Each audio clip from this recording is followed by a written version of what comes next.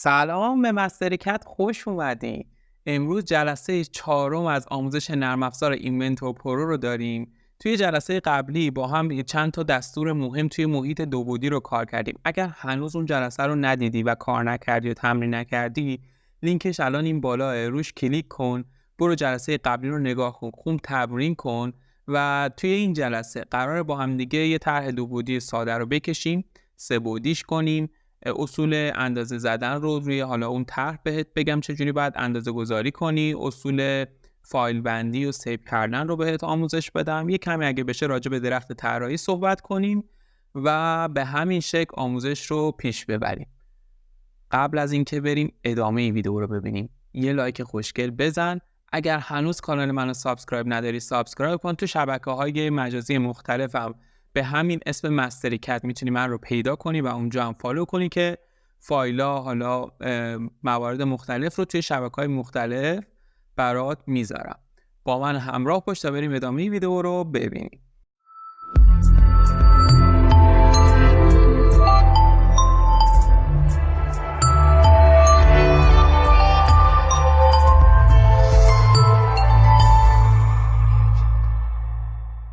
خب وارد محیط نرم افزار که میشی، روی پارت کلیک میکنی.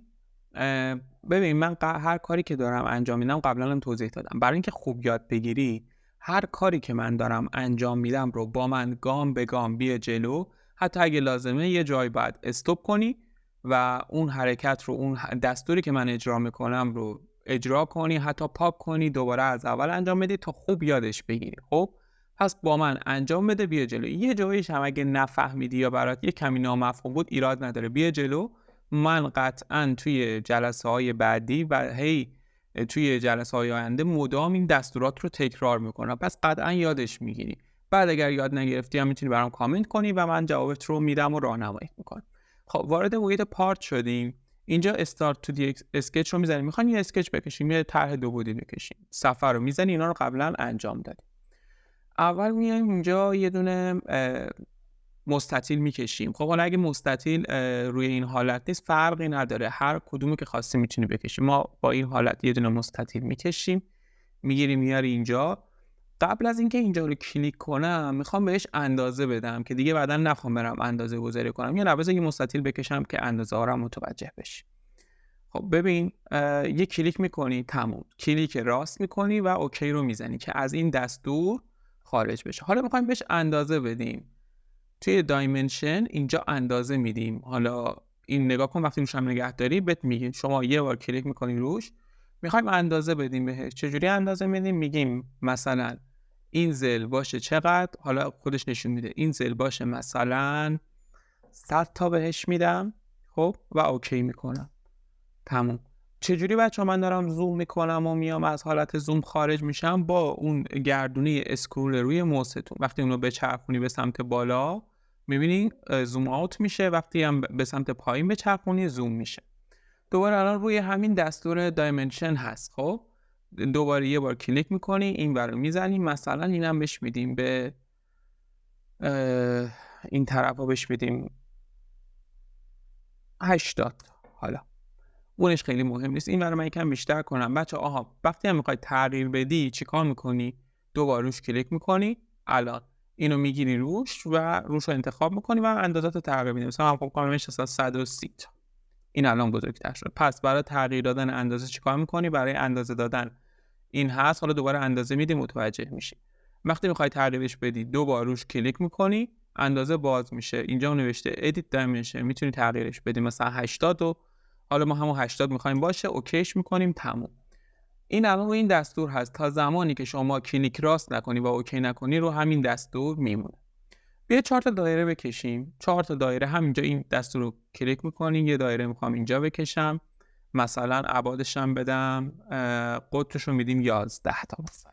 خب یه دونه دایره اینجا میکشم، دوباره اینم میدم 11 تا. یه دونه دایره دوباره اینجا میکشم، اینجا کلیک میکنم، یه دایره اینجا کلیک میکنم، یه دایره میکشم، دوباره کلیک میکنم. این دوتا رو اندازه ندادم برای اینکه دوباره بهش اندازه دادم. خب دستور رو خارج میشید، دوباره میخوایم بهشون اندازه بدیم. یه بار اون دایره کلیک میکنی، میبینی بهت اندازه رو میده. دوباره روش کلیک میکنی، این صفحه برات باز میشه، میدیم 11. دوباره این یکی هم همینطور، یه بار کلیک میکنی، دوباره روش اینجا این الان اندازه دایره رو داره بهت نشون میده. یه بار دیگه که روش کلیک کنی اندازه رو باز میکنه، میتونی تغییرش بدی. دوباره میدی 11 تموم شده. خب حالا میخوایم بهش اندازه این دایره رو تا مستطیل بدیم. یه موضوعی که هست الان اینا بنفشه. ببین اینو بنفشه یعنی چی؟ اینو میبینی این تکون میخوره، این هنوز مقید نشده، قید نشده. یا اینم همینطور، اینو میبینی این مستطیل ما هنوز قید نشده، از هر طرفی تکون میخوره. چرا؟ چون مثلا این مستطیل ما اندازش تا این مبدا مشخص نیست رو حواس. خب پس باید ما اینا رو قیدش کنیم، باید حتما این فیکس بشه. پس یه اندازه میدیم مثلا از ضلع بالایی تا مبدأ مختصاتمون، مثلا اینم میزنیم همون 40 تا و ببین سفید شد. حالا چه اتفاقی افتاد؟ نگاه کن، 2 تا خط تا سفید شد. ممکنه توی نرم افزار شما آبی بشه، ممکنه وقتی مقید میشه آبی بشه، فرقی نداره. مال من سفید میشه، یا سفید میشه یا آبی. باید حتما مقیدش کنید که به هم نریزه. الان این مستطیل 2 تا از طولاش سفید شد، 2 تاش سفید نشد. یعنی چی؟ یعنی از یه طرف فقط مقیده. من اگه اینو بگیرم اینجوری افقی تکون میخوره، اما عمودی دیگه مقیده، عمودی دیگه تکون نمیخوره. حالا اینوری هم باید بهش اندازه بدیم. ما اینوری رو بهش اندازه دادیم، از این ضلع تا این ضلع هم بهش اندازه میدیم. این هم تا این مثلا میخوایم حالا بگیر مرکز باشه. یه کار دیگه میبینی اندازه میخوایم بدیم این قسمت رو، این مثل ماشین حساب عمل میکنه. میتونی شما مثلا اندازه چنده میخوای وسط باشه، خب باید بشه 130 تقسیم بر 2. حالا این عدد رو میگیریم یه عدد اصلا اعشاری، خب نمیتونی تقسیم بر 2 کنی. میتونی اینجا بزنی 130، رو صفحه کیبورد میزنی این به علاوه است، من زدم ببخشید، تقسیم بر 2. اوکی میکنه، خودش برات در میاد. مثل ماشین حساب عمل میکنه، میتونی مستقیم داخلش اینجوری عدد. این از این. الان این مقید شد، هیچ جوری دیگه این مستطیل تکون نمیخوره. حالا من میخوام دایره ها رو مقید کنم. من سریعتر اینا رو بگم. از مرکز دایره یک کلیک میکنی، این نشد. این یه دونه از مربع از گوشه مستطیلمون تا مرکز دایره رو میگیری، یک کلیک میکنیم، مثلا این رو بهش میدیم 12 تا و این هنوز مقید نشده. چرا؟ چون فاصله این طرفش رو دادیم ولی فاصله این طرف رو ندادیم. دوباره یه بار دیگه مرکز تا این ضلع، اینم بهش میدیم مثلا دوباره همون 12. اینم مقید شد، میبینی سفید شد دیگه، این تکون نمیخوره. حالا میخوام دونه دونه بیام اینا رو اندازه بدم و مثلا میخوام که اینا همه شبیه همین باشه. چیکار کنم آقا؟ میخوام همه شبیه همین باشه و بخوام دونه دونه مثلا بیام اندازه بدم، دونه دونه بزنم. خب 12. یه کار دیگه هم میتونی بکنی، اینو میزنی اندازه مثلا اینجا تا اینجا، روش کلیک میکنی. اما اینجا دیگه نمیای با صفحه کیبورد بخوای بدنی 12، چون الان اینجا 12 ممکنه عددت مثل این اعشاری باشه، بخوای دونه دونه بزنی سخت میشه. میای مثلا میخوای 12 باشه دیگه، میخوای نسبت به این ابعادش نسبت به این یکی باشه، با این با هم یه دونه باشن. روش کلیک میکنی، اینجا میزنه D9. کاری به این نداری که چه عددی میزنه، شما فقط اوکی میکنی. این شد چند؟ 12. و این نسبت به این اندازه داده شده. یعنی چی؟ یعنی اگر شما این اندازه بالا رو تغییر بدی، اندازه پایین هم تغییر میکنه. مثلا من اینو میکنمش 15 تا، اوکی میکنم، ببین پایینی هم تغییر کرد، شد 15. پس به این حالت اندازه رو دوباره میکنم 12 تا و 12. به این حالت اینا رو میتونی همه رو بر یکیش مقید کنی یا بر هم دیگه اینا رو اندازه بدی بر طبق هم دیگه. دوباره یکی دیگه میزنی، مثلا من اینو میزنم از اینجا تا اینجا، اوکی میکنم، روی این میزنم یعنی فاصله این طرفی و اوکی میکنم، اینم شد 12. به همین طریق بهش اندازه میدم، میره جلو. تون اینا رو هم بهش اندازه بدم بچه‌ها. اینم 12 تا. حتی اینو با دست دادم، میتونم حالا اینم مثل همونا اینجوری بدم. تموم شد و رفت. اینم اینوری میزنم طبق این.